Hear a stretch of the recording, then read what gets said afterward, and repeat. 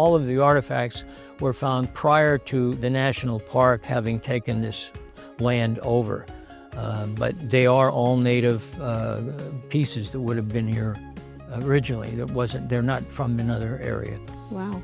Celebrating Native American heritage. Welcome to Pocono Mountains Podcast, everyone. This is Season 4, Episode 29. I'm your host, Jim Hamill. It is Native American Heritage Month, and the Poconos is in the heart of where indigenous people, namely the Lenape, lived off the land. One of the places where you can learn more about the history of the Delaware tribe is the Pocono Indian Museum in East Stroudsburg. They have displays of ancient artifacts, weapons, and tools to help understand how the natives lived. Brianna Strunk sat down with the folks there this week for a story in the upcoming December Pocono Mountains magazine. Her discussion about that museum in just a bit. The Poconos is a year-round destination for millions, with 2,400 square miles of mountains, forests, lakes, and rivers. With historic downtowns and iconic family resorts, it's the perfect getaway. You can always find out more on PoconoMountains.com or watch PTN, the Pocono Television Network, streaming live 24/7. Now back to the episode. Brianna stopped by the Pocono Indian Museum to learn more about the exhibits and mission to preserve the heritage of those original peoples of the region. Visitors can use an audio device when they visit, which provides a detailed narration of those displays. Watch for a full segment next month for Pocono Mountains magazine, but for now, here's Brianna's full discussion with the museum curators. Enjoy. Hello, everyone. Welcome to this episode of Pocono Mountains Podcast. I'm one of your hosts, Brianna Strunk, and November is National Native American Heritage Month, which is why we found ourselves here in East Stroudsburg, Middle Smithfield Township at Pocono Indian Museum. It's been a staple in the community for a really long time, and we are here with the co-owner, Mal Law, who owns Pocono Indian Museum alongside his wife, Marge. Thanks for having us today. Thank you for coming. Can you tell us from the very beginning how you came to buy Pocono Indian Museum or even just create it? I was hired as a manager of a tourist attraction in 1970 called Winona Five Falls, and it no longer exists. It's part of a Pike County recreational park. I was hired to run the falls, and of course the name of the falls was Winona, and Winona had been an Indian princess, supposedly, and I became fascinated with the background of the native people here because there was very little known about them, and it made me interested in doing research, and eventually the park was going to become an amusement park, and I thought it would be a time for me to look at something on my own. And my wife received a phone call from a man who had an extensive artifact collection of Delaware Indian artifacts, and I thought that this could be something that I could make a museum in the area and give the tourists a chance to see what the native people are all about, the original residents. And that's how it began in 1976. Now, does your family have Native American heritage, or you just felt so inspired by the history here in the Poconos? I was inspired not just by the history, but I'm originally from Wyoming Valley, which was the scene of the Wyoming Valley Massacre. And the local library had a desk in the library that belonged to a settler. And if you touched the desk with your hands, you could feel hatchet marks where the Indians breaking into the home tried to break into the desk, which they couldn't do, but the axe marks were still in it. And that fascinated me with the image of these native people, and that's what gave me the idea of starting a museum. So your wife came upon the original collection of artifacts, and you bought it and expanded the collection from there over time? Over time, yeah. We purchased the collection, and then we wanted to see how we could best put it together. And I did my research with the William Penn Museum in Harrisburg, the state capital, which has a phenomenal display of Native American people. And that gave me the idea of how to set up some of the displays. So actually, I just kind of mimicked some of the displays that they had. And then did you buy this beautiful historic building we're sitting in with the sole purpose of creating the museum. And the building itself has a lot of history. It does, absolutely. It was built in about 1840 by a man named Kulba.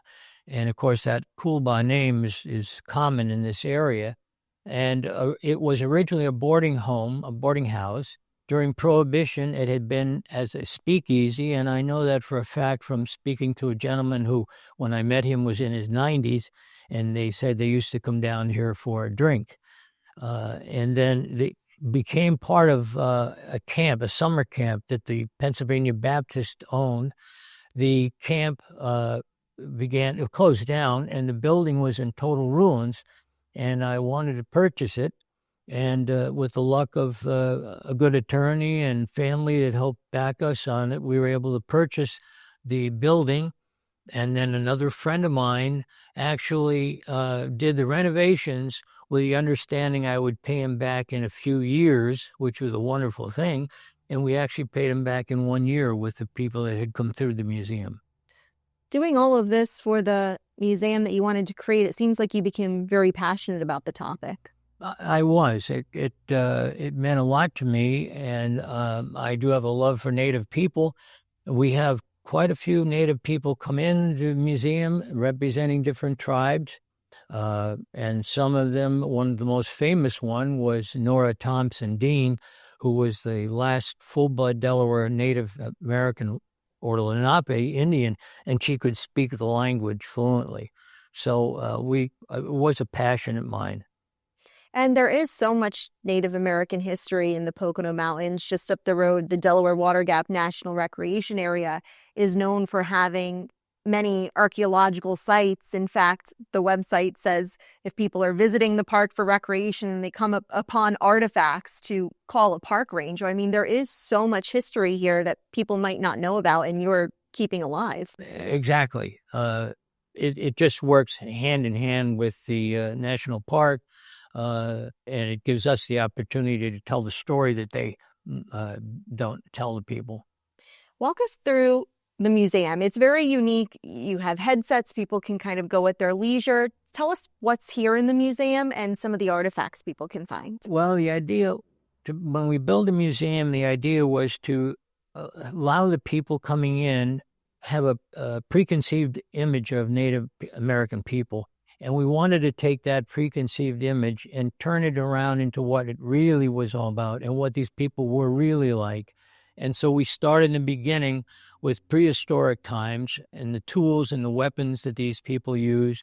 We take them through how they made their pottery, how they made their weapons, how they made arrowheads, the foods they ate, the medicines that they used to cure illnesses that a lot of companies use these materials today for curing disease. And finally, in the last room of the museum, we explain what happened to the people and why there are no Delaware or Lenape Indian people living in the area. And tell us why that is, why they're not living in the area. Because William Penn had a son, Thomas, and William Penn was very good to the Native people and to the Delawares. But he had a son, Thomas, who wanted to acquire more land. And through a phony treaty that he drew up called the Walking Purchase Treaty, it stated that the distance a man could walk in a day and a half would be one border of land to be given to the colonists. And the Indians, not understanding ownership of land, signed this treaty with the idea they would be taking a day and a half walk in the forest. And instead, Thomas Penn hired 3 foot runners, and he paid them money to run the greatest distance. The man who covered the greatest distance ran 65 miles in a day and a half, and his name was Edward Marshall. The village of Marshall's Creek was named after him, and because they felt that he had cheated them, they killed his wife and his only child, and he died a very unhappy and lonely man. Wow. And that's part of the story that you tell here. Yeah, we do. People hear the term Native American and might not really know the history. Absolutely. And prior to this interview, we were talking, and you were talking about the Dutch too, the original settlers here in the area. The original settlers. If you look at the names of local folks here, like Reed Miller, Von Mila, there are a lot of Dutch names, and these are people that moved here because at one time there was a thought that there was gold in the Poconos. And unfortunately, that turned out not to be so, but these people stayed here and developed their own lifestyle here in the Bushkill area. The Bushkill, by the way, it means stream between the forest, and that's in reference to the name Bushkill. What year did the museum open here? 1976 for the bicentennial. 1976. Wow. And you've probably seen so many people come through these doors. What are people's reactions when they come in and when they leave? Most people, I would say 90% of the people have a completely different attitude when they leave the museum than when they entered. You're going to have a small percentage that expecting to see, a large, fancy museum, multi-million-dollar enterprise, and it's not. But we tell the basic story, and we think we do a good job of it. Seems like the Native American people lived pretty simply, and when people come here to the museum, it seems like they're kind of experiencing that when they're going through. Exactly. As a matter of fact, something that happened about 2 months ago that surprised me, we had a group of Lenape Indians from Canada that lived on a reservation in Canada come through the museum. And I thought, well, this is going to be the test to see what their attitude is when they come out. And every one of them thought it was wonderful that we told the right story, the true story, and they were very pleased with it, which made me very happy. I am very interested in the artifacts. You said a lot of them do come from the Poconos. A lot of them are original to this area. Yes, they are. Yes, many of them came here. All of the artifacts were found prior to the national park having taken this land over. But they are all native pieces that would have been here originally. They're not from another area. Wow. And you also have a really cool gift shop here that I'm sure is a highlight. I can't wait to check out the gift shop, but there really is an array there so people can kind of take home some of their memories. It's the gift shop is my wife's doing. She's the brains of the operation, I'll be honest with you. And we go yearly to a large gift show in Gatlinburg, Tennessee, where we acquire jewelry and things that native people make, so that we can say, yes, these are Indian made. And we do have a rather large collection of that. And she goes deeply into finding out just the right type of gifts that she thinks people would like to take home. And one of the most interesting things is we have a second-story library in the building that has over 800 different books on Native American people. For no matter what subject you like to find about these people, we have a book on it. And this was all my wife's doing. So you have essentially a research center on the second floor that people can come to? Exactly. And people often do. We have people who come in and walk out with a half a dozen books. And many people think that somehow their ancestors were native and they're sure that Uncle Joe was, a native person, and they want to do research on them. And here they can actually learn more than just folklore. They can get the actual information. Exactly. Wow.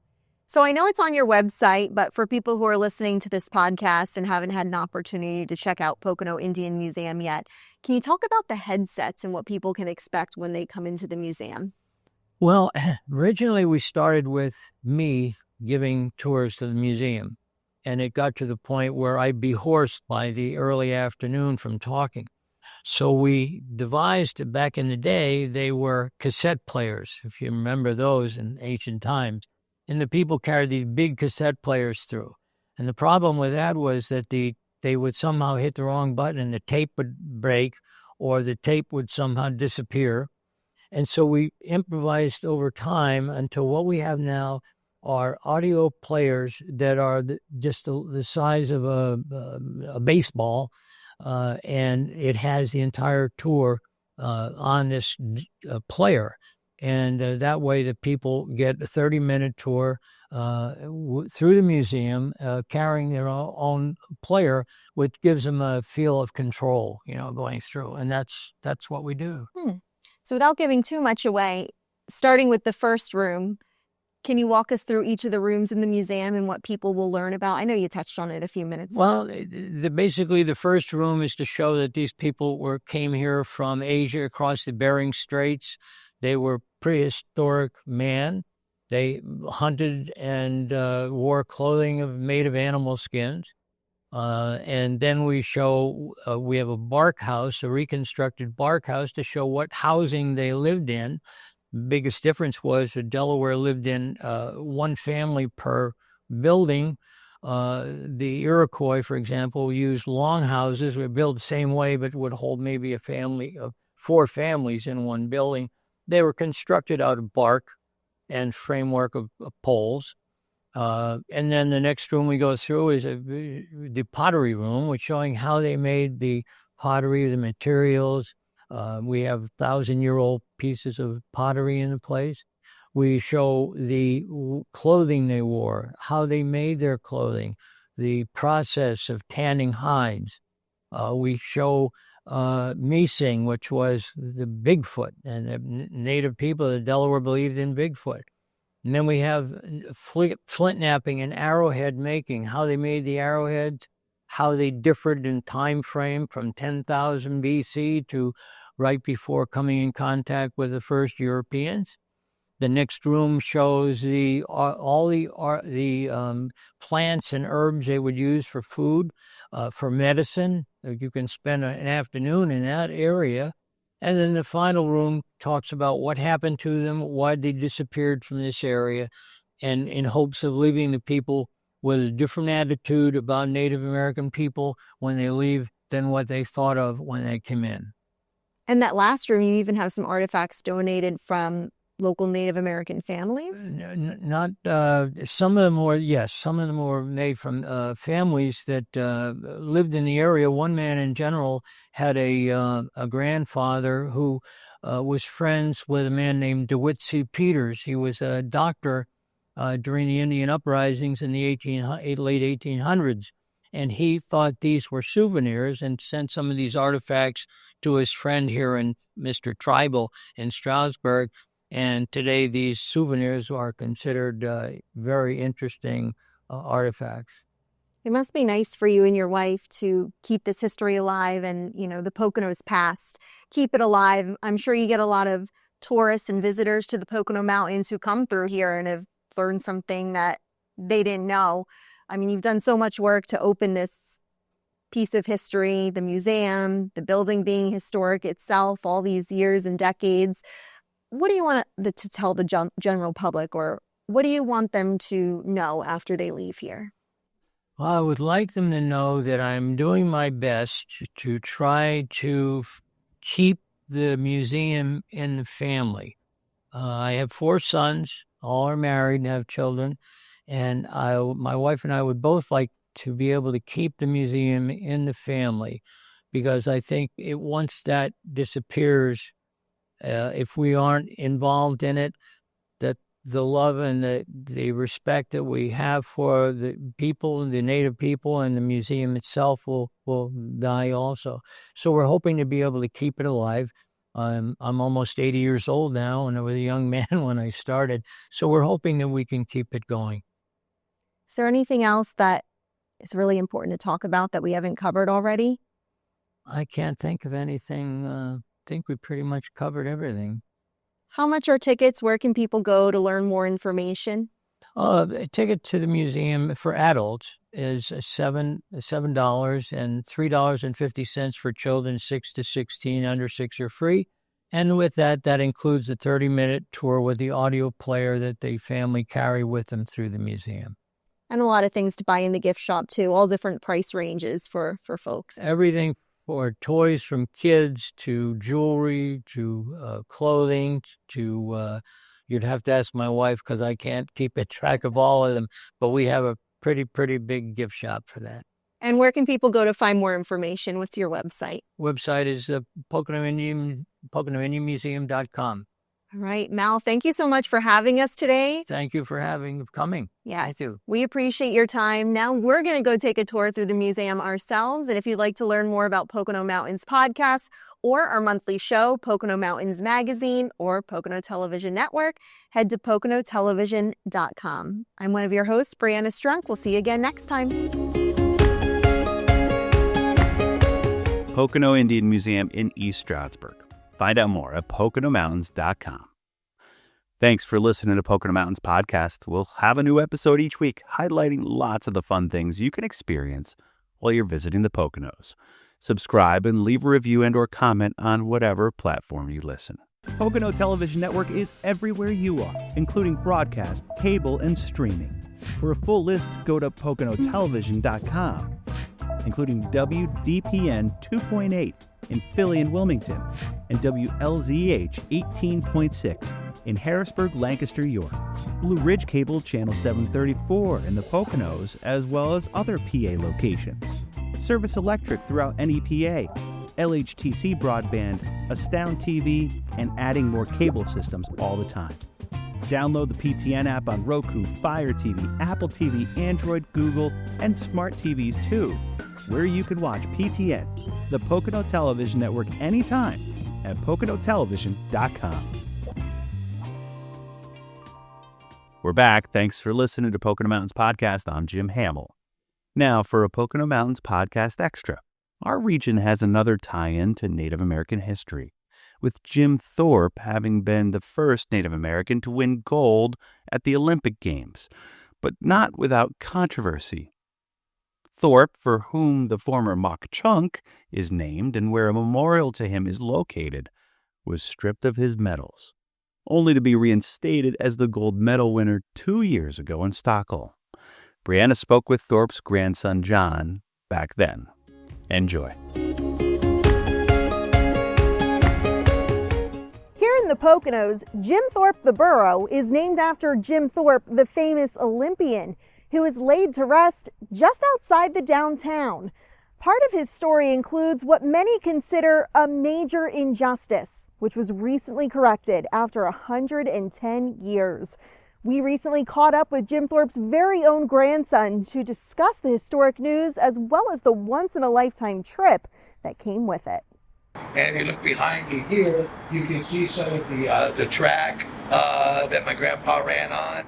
In a full circle moment, this is John Thorpe at the Olympic Stadium in Stockholm, Sweden, where his grandfather won 2 gold medals in 1912. Oh, heck, it still gives me goosebumps. I'm getting goosebumps right now telling you the story.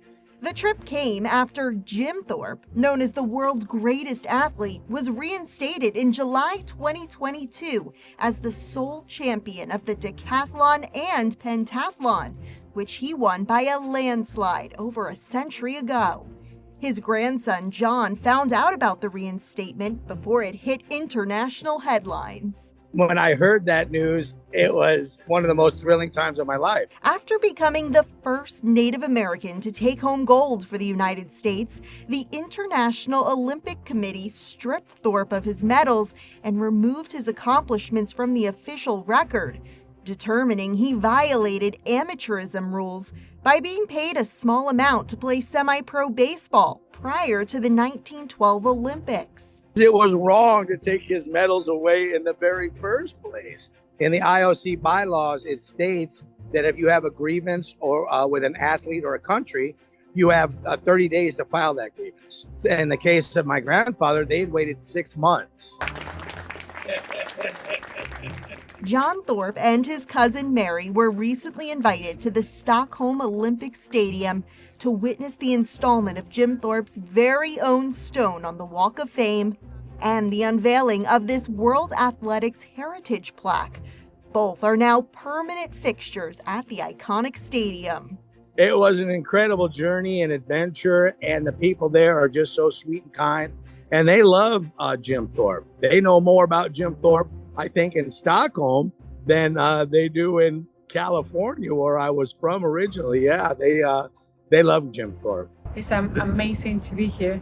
Maria Lloyd, who owns a shop in downtown Jim Thorpe, also traveled to Sweden to show support and help document the historic event. She presented handcrafted gifts to some of the officials there for the celebration. It was amazing just to represent not just my company, not just the Native international tribes, but also representing mostly Jim Thorpe, because everybody knows that I came from Jim Thorpe. Jim Thorpe, Pennsylvania. This is what Jim Thorpe's all about right here. Oh my gosh.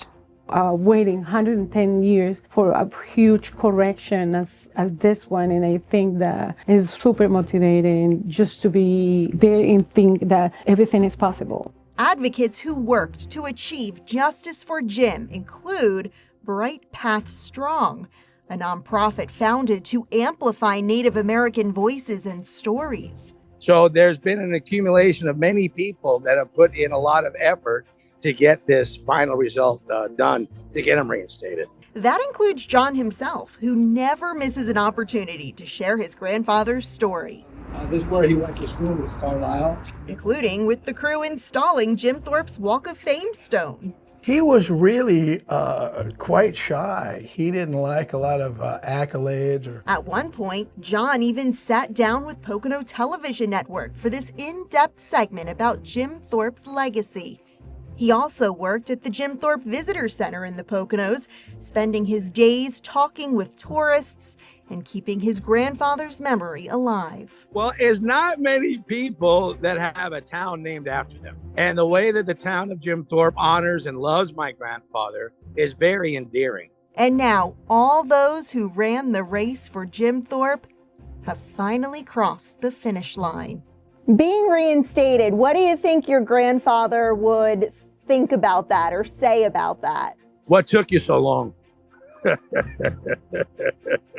While this is a time to celebrate, John Thorpe says there's still work to be done. His family is now working to obtain the original 1912 gold medals, which they believe are still in the IOC's possession. Now, John Thorpe says when he comes to visit Jim Thorpe, the borough, he always stops by this memorial to perform a smudging ceremony, which is a ritual among Native Americans, and he encourages you to stop by and pay your respects as well. For the Pocono Television Network, I'm Brianna Strunk. Jim Thorpe, the greatest athlete of the 20th century and the namesake for a quintessential American town in the Poconos. We hope you enjoyed Pocono Mountains Podcast. Please remember to subscribe anywhere podcasts are available. Come visit us in the Pocono Mountains. Plan your trip today.